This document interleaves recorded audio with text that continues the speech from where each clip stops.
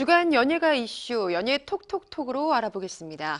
이번 주는 스타들의 파산 소식부터 연예계 성추문, 폭행 등 어두운 소식들이 많았는데요. 취재 기자와 함께 자세히 알아보겠습니다. 스튜디오에 김묘성 기자 나와 있습니다. 안녕하세요. 네, 안녕하세요. 예, 어제부터 인터넷에 굉장히 뜨겁게 달구고 있는 소식이죠. 네. 배우 박보검 씨가 지난해에 파산 선고를 받았다는 사실이 뒤늦게 알려졌어요. 네, 그렇습니다.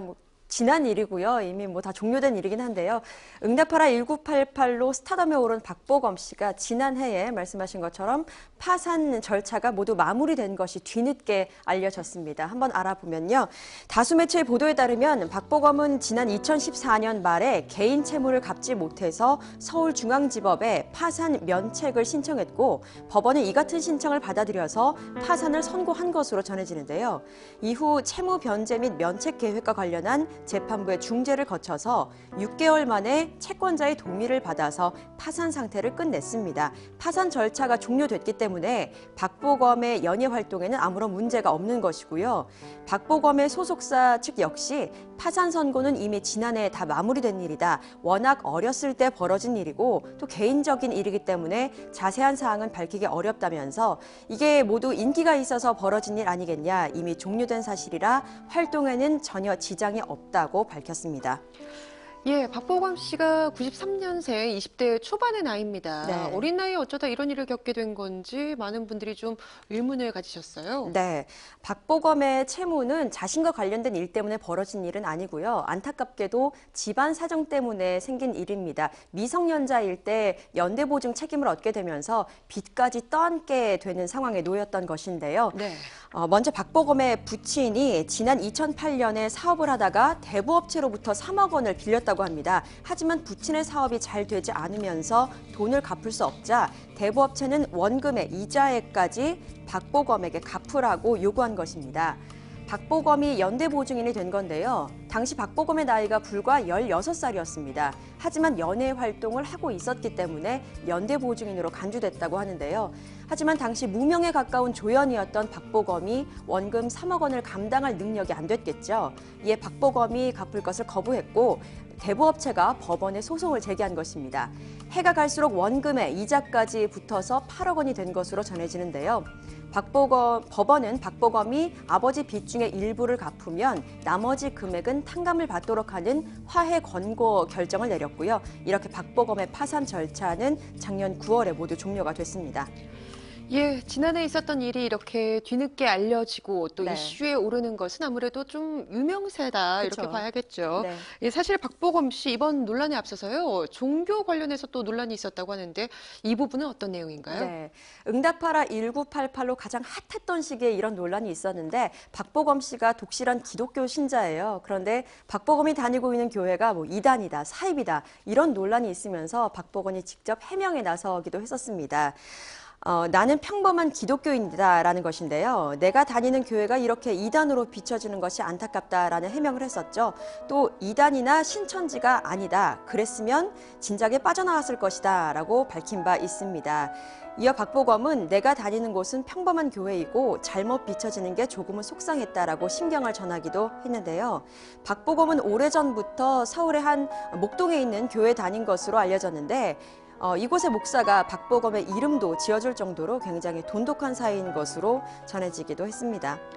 예, 박보검 씨 이미 잘 마무리됐다고 하니까 잘 네. 이겨내리라 믿습니다. 네. 이번에는 박찬숙 씨의 소식 좀 알아보겠습니다. 네. 전 국가대표 농구 선수였는데요. 네, 그렇죠. 파산을 했다 이런 소식이 전에 들려왔었는데 네. 이것이 위장 파산이었다고요? 네, 그렇습니다. 박찬숙 씨 하면 많은 분들이 아실 텐데요. 한국 여자 프로농구, 여자 농구계에 큰 획을 그었고 또 정말 전 국민에게 기쁨을 안겼던 사람이기 때문에 이번 소식이 다소 실망스러운 것이 사실입니다. 한번 내용을 짚어보면요. 박찬숙 씨는 1984년 LA 올림픽 은메달 주역이죠. 은퇴 후에 사업을 하다가 12억 7천여만 원의 빚을 졌는데요. 이를 갚지 못하고 지난 2014년 6월에 결국 파산, 면책 신청을 했습니다. 그리고 같은 해 9월입니다. 법원의 파산 선고를 받았고 모든 빚을 탕감받는 듯 했습니다. 파산에 이어서 면책도 인정이 되면 빚을 안 갚아도 되는 상황이었는데요. 하지만 서울중앙지법은 최근 12억 원대 빚을 모두 갚아라라며 면책 불허 결정을 내렸습니다. 법원이 파산 관제인을 선임해서 1년 5개월 동안 조사를 한 결과 박찬숙 씨가 당초 신고한 연금과 또 대학교 강사료 외에 소득이 추가로 드러났기 때문인데요. 네. 재판 과정에서 일부 수입을 숨긴 걸로 드러났습니다. 2년여간 농구 교실 강의 등을 하면서 월 200에서 300만 원 정도의 수입이 있었는데 다른 사람의 계좌로 숨겨온 것이 밝혀졌고요. 이 돈은 박 씨의 그 딸 계좌로 꼬박꼬박 들어갔습니다. 그리고 이렇게 다른 사람의 계좌로 받은 돈을 조카 명의로 빌린 집 임대료 등에 썼던 것으로 드러났습니다. 법원은 소득을 제3의 계좌로 입금받아서 재산을 숨기고 또 법정에 허위로 면책 신청을 했다면서 박찬숙 씨의 신청을 불허한 것이고요. 박찬숙 씨는 소득이 생기는 대로 일정 액수로 빚을 갚아나가야 합니다.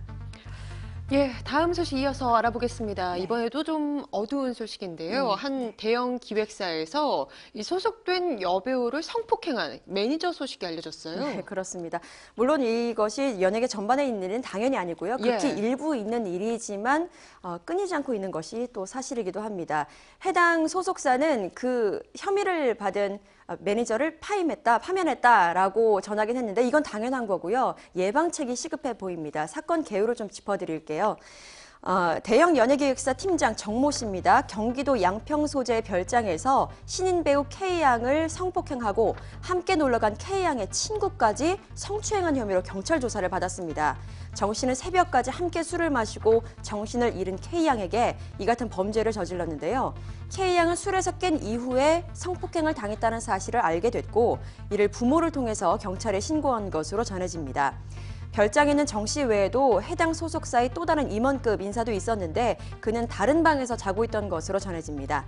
경찰은 정 씨의 피해자들을 불러서 정확한 사건 경위를 조사했고요. 정 씨는 최초 경찰 조사에서 술에 취해 기억이 나지 않는다고 말을 했지만 이후 혐의를 인정한 것으로 알려졌습니다.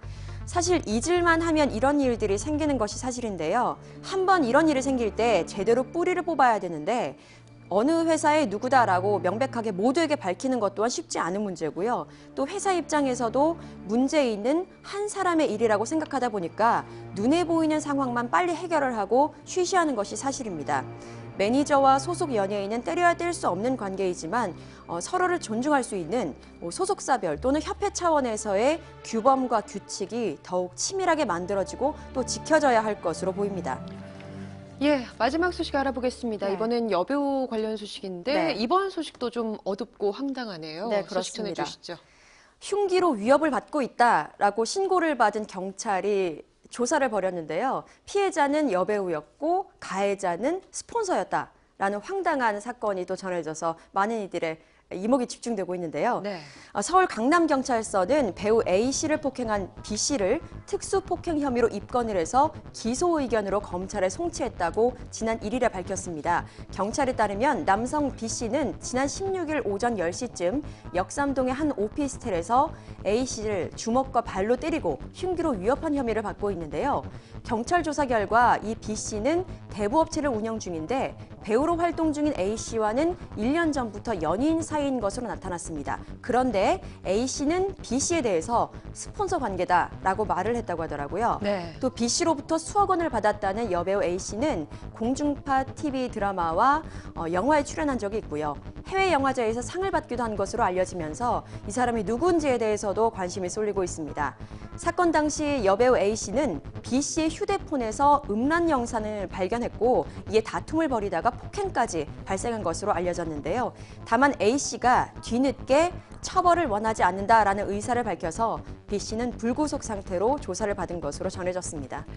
네, 한 주간 연예가 소식 알아봤습니다. 이 좋은 소식들보다는 어두운 뉴스가 더 많았는데요. 이 다음 주에는 밝고 건강한 소식들로 이 스타들 소식을 좀 전해드릴 수 있길 바라겠습니다. 오늘 이야기 여기서 줄입니다. 지금까지 김묘성 기자와 함께했습니다. 고맙습니다. 네.